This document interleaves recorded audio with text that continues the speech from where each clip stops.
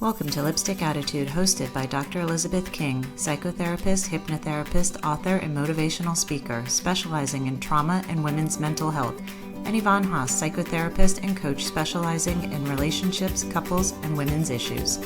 This show is your dose of inspiration, information, and laughter. In each episode, Dr. King and Yvonne bring you hacks, tips, and inspiring stories to help you live a successful life. So ladies, grab your lipstick. It's time to do this. The Lipstick Attitude podcast is powered by Suit Stilettos and Lipstick Foundation, a nonprofit movement to empower women and children from all walks of life to be resilient, self-confident, and purposeful leaders through education, mentorship, and community outreach. To learn more, visit sslwomen.org. Please note that this show is intended to empower and educate. It is not meant to be utilized as a substitute for individual therapy. It's go time. It is go time. We did it again. We're going to do it again, I guess. Hi, everyone. This is the Lipstick Attitude, and I'm Dr. Elizabeth King. And I'm Yvonne Haas, and hello and welcome back. Welcome back, everyone. Another episode of our amazing Lipstick Attitude podcast. How do you think it's going, Yvonne? It's been now 3 episodes. Well, aside from, I think eventually at one point we need to release the bloopers reel. Oh, yeah. You know, what's it really like to record a podcast? It's very glam. It's so glam, especially when you get halfway through and realize that you haven't hit record. That's the best. Yes. Well, she's trying to say that that's what I did without calling me out. That was my blooper. And by the way, this was just a rehearsal. We need to do it again. I was just getting you to practice, Yvonne. That's how I think I announced it. Exactly. Or did I just cry like a baby? Oh, let's just move forward. I thought actually you were about to tell me that we needed to re-record today's because something wasn't going well. No, so far so good. We'll let you know about that later on. But Right now we're on it. So welcome, everyone. We're so excited that you're listening in. And if you're watching us on Facebook, because we're going to release it there as well, hello. Now you can see us as well, because you know the people in podcast land, they don't get to see us. Only people in Facebook get to see us. So that's true. Right. But podcast people, love you guys. I know that our voices sound a whole lot better than what we look like. This is the new quarantine beauty. That is new quarantine beauty. You fix the front of your hair and the front of your face, and you wear a nice shirt, and you don't worry about the back of your hair or your pants. You know, quarantine beauty. I know we should do a show, Yvonne, talking about the beauty tips for quarantining. I think that would be a hit. I think we'll need a guest. Yeah, we'll need a guest. What are you trying to say, girlfriend? We'll need a guest, somebody who knows something about something. Oh my God, I can't believe you just said that. We look gorgeous, just to look at the back of our head, that's all. Exactly. The keratin has gone away with the quarantine. Exactly. Quarantine is not the new keratin, let me tell you. No, it is not. But we have a great topic today, a very serious topic. Actually, it's going to be about love addiction.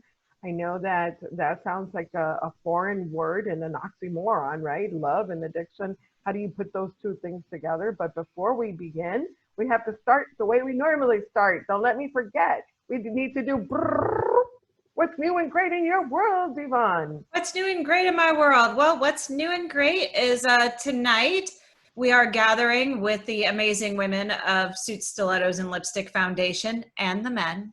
Can't forget our boys. Right, for a virtual happy hour. So it's really exciting. We haven't seen them in it's been a month, maybe a few weeks. We did a happy hour about a month ago, I think. Yeah, I mean, quarantine time is a whole different time zone. It's like the Twilight Zone. But I'm super excited to get to see everybody tonight. Yeah, how awesome is that? You know, we're making it work. This whole quarantine thing does not mean that we need to disconnect from everyone. I always say social distancing does not mean social disconnecting. So make sure, everyone, that you find folks that you can connect with.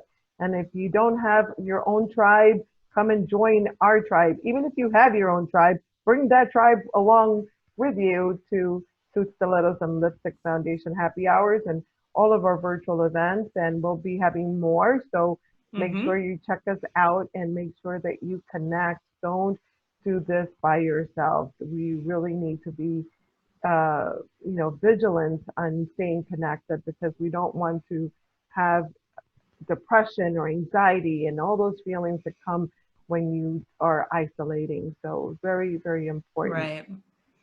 Are you going to ask me? Or I you don't am. care? Nope. No, I don't care. You don't care. She doesn't care.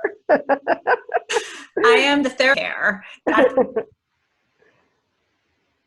Oh, great. We are actually having a little bit It's my of new tagline called. what, you just froze. So you'll have to say that again. What's your new tagline? Oh, it My says, new tagline. Am I still frozen? no, it says internet is weak right now. So, No, it looks fine on my end. So we'll go okay, with good. that. Okay. My new tagline is the therapist who doesn't care. Call me I up don't, so I can tell you I don't care. I don't think you're going to get a lot of patience with that, but okay, we'll go with that. I have no tissues for your issues. How about that? I'm totally kidding, everybody. Completely kidding. Completely. Don't listen to that. Yeah. All right. So All right, ready? I want my drum roll. Bam. What's All new right. and great in your world? New and great in my world. I just started taking classes for boating. Yay! And I am so excited. And I am having such a blast with that. I've always wanted to do that. So, guys and girls, if you're out there wanting to do something that you have been dreaming about doing and you can do it, do it. This is the time. We're, isolated. And, even though I am working longer hours than I have in my lifetime, I Yeah. am absolutely making time for some self-care. And really that's what this is about for me is just getting out there, disconnecting from the world and just doing my own thing. And I'm just loving it. And of course, I had to go buy some clothes for boating because, I can't look shabby. I'm sassy. So I had to do a little bit of The sassy shopping, nautical. the sassy nautical, and try to do that shopping with gloves and a mask. Not so sassy, but it is what we have to do. So Yeah. it's the new norm or the new reality. So it is what it is. But So does that mean now we have to call you Captain King? yeah. Oh, how cool is that? How I'm cool is actually going to find I have a captain's hat. I'm going to look for that today. Of course you do. Of course I do. Like, Hello.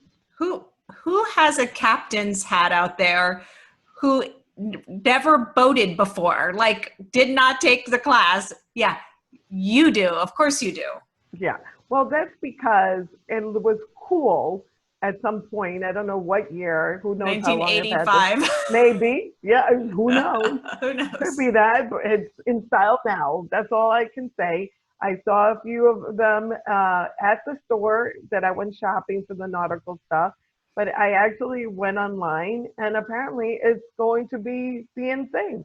So I'm ahead of the game. I'm trending. You're trending. I'm not wearing the captain's hat. You don't wear hats. You don't like hats. So I'm closest I get is a baseball cap. I know. Well, I have a collection of hats. You know me. We're I know. opposites. I've borrowed your hats. Exactly. We Yes. show up. She invites me to these events. I get invited to a tea party. I don't have a tea party hat. I get invited to a derby party. I mean, my husband grew up with the racetracks. I don't have a derby hat. Like, Well, that's on you. Who doesn't have a derby hat? Hello. but And who guys, has, you know what? Use your resources. Let this be everybody's lesson in life. Use your resources. Find a friend with the derby hat. You don't yeah. need to own one. I was trying to do that with the boat, but that didn't work so well. Yeah, People no. with boats are not very generous about sharing their boats. Me, on the other hand, I will be sharing my boat. So get ready, people. I'm taking you out. So, I think there's going to be a podcast episode filmed from that boat, ooh, how fun would that except I be? get to come too. Of course you do. Of course you do. we'll be sitting there at the captain's seat with the captain's hat doing our podcast, There you go. showing you how to do self-care, self-care. Self-care. All right, let's start with our topic. How about that? This is such a bizarre topic to me, right? Because we have such a loving view of love. Like, how can love be bad? And love, I believe, can't be bad, which is the whole thing about this being an oxymoron, right? To call it love addiction. And we're going to talk about, is this love, or what does love look like? And how do you become a love addict? You know, what makes you become a love addict? And I know that there are people out there right now hurting really bad and Oh, yeah. may not even know this terminology, may not even recognize it. So we're here to enlighten you and to give you some tips so that you can, live a successful life, which is what this whole podcast is about. Yeah. And I mean, and we need love. Love is a basic need. If babies don't feel loved and, handled and picked up and all of that stuff, they'll die. Like, it's a very, very basic need. So we definitely need to have love. We need to have love, but we don't need to have dysfunction of love. And that's No. what love addiction is, right? And, the research shows that people that suffer from love addiction possibly have had physical or emotional sexual abuse, or may have had childhood neglect or abandonment or rejection. But guess what? There are plenty of people out there that have not had any of those things that also suffer from love addiction. So what happened? What can you do about it? Do you want to talk about, Yvonne, maybe the definition of the love addiction?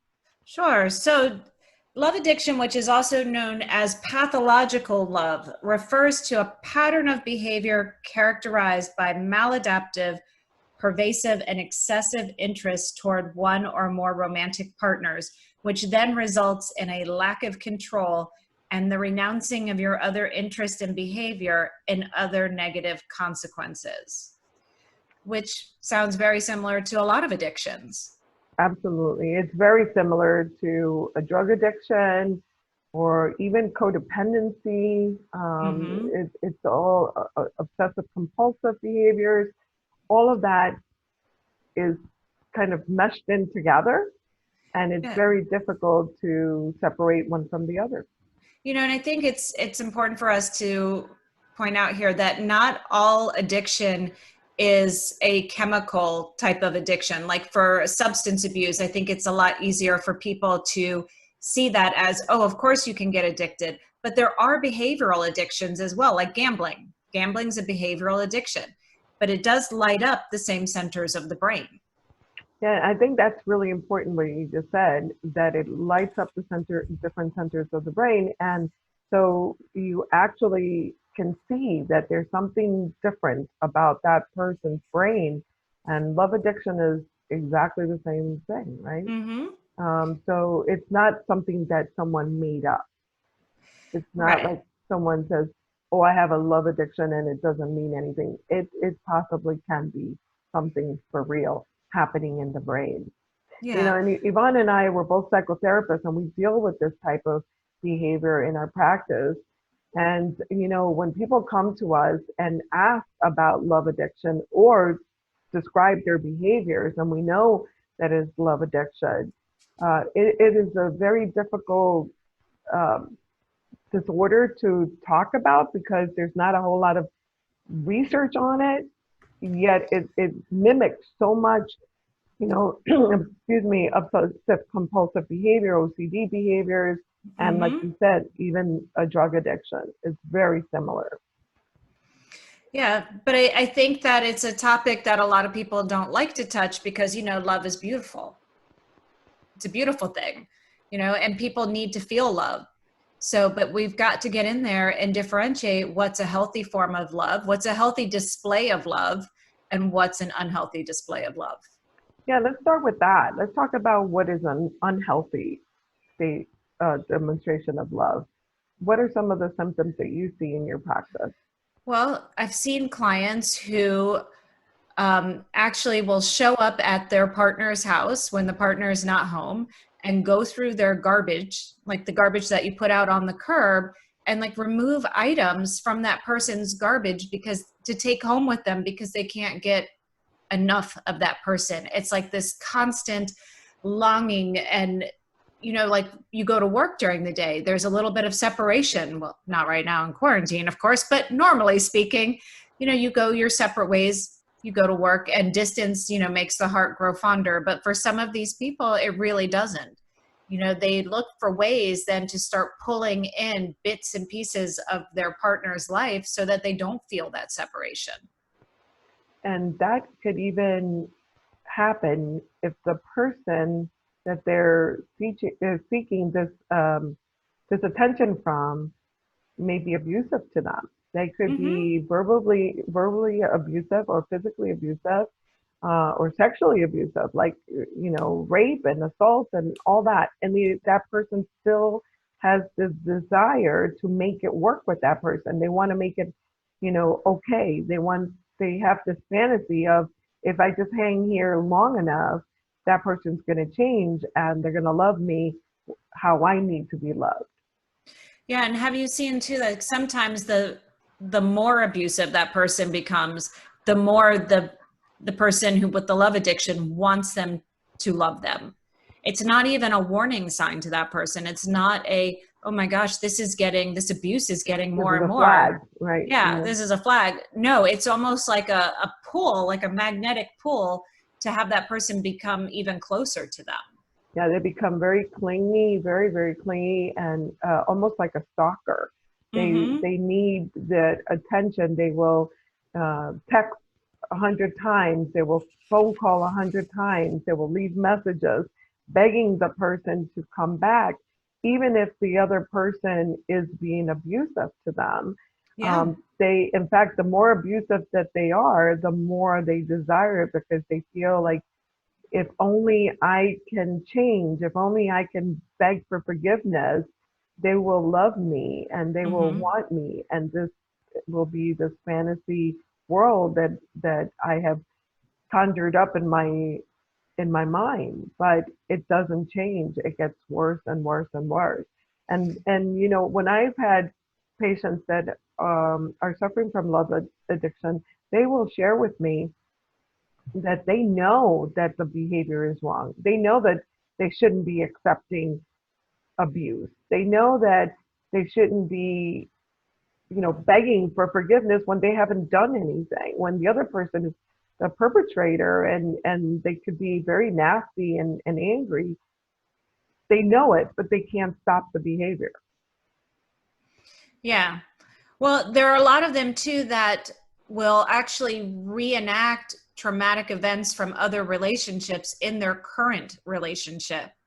So they're carrying in some trauma from one to another, and they recognize that this is what they're doing, but they continue to do it as a pattern of having that person love them. Yeah. And a lot of times I have seen that the person that's suffering from love addiction will continuously attract that type of a person, partner, that Mm-hmm. will be abusive to them. It's almost like they're trying to fix their own love, their own self love, by looking and reaching out to other people for love. But they're looking and they're so empty inside.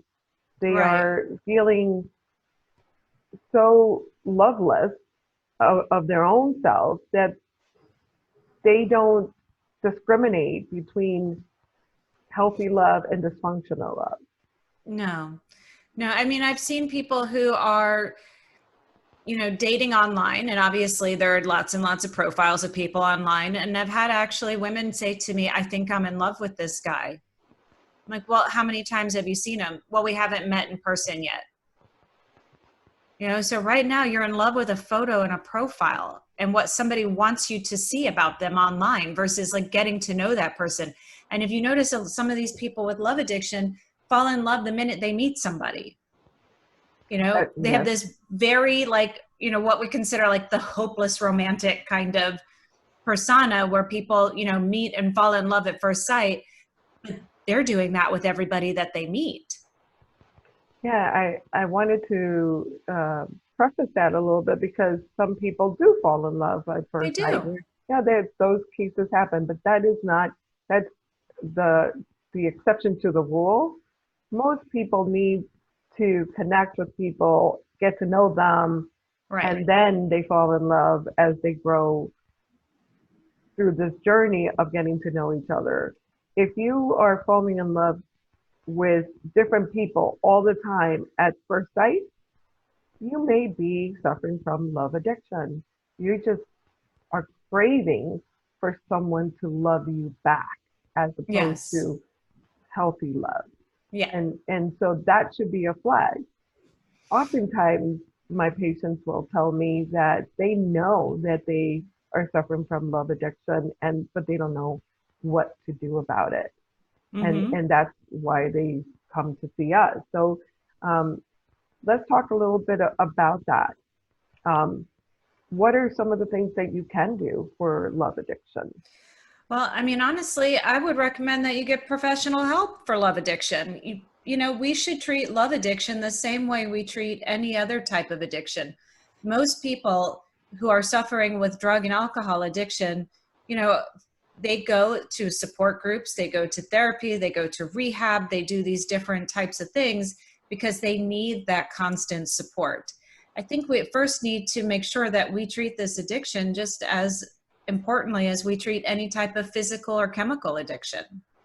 Absolutely true. And I think that if you're out there listening to this program and you are right now questioning yourself, is that what I'm doing? Is that the relationships that I'm attracting? Am I a love addict? You need to come and see a professional. This is not something that you can do what is that I'm going to say this wrong, DIY or DIY, what is it, the DIY, do it DIY, yourself. yeah, Yeah. do it yourself. You can't do it yourself. You cannot do it yourself. This is something that you need to go and search for professional help because love addiction comes from many different places. So we need to dig in deep to find out where that lack of love, self-love, is Mm-hmm. stemming from. Is it from abandonment issues? Is it from physical and emotional and sexual abuse?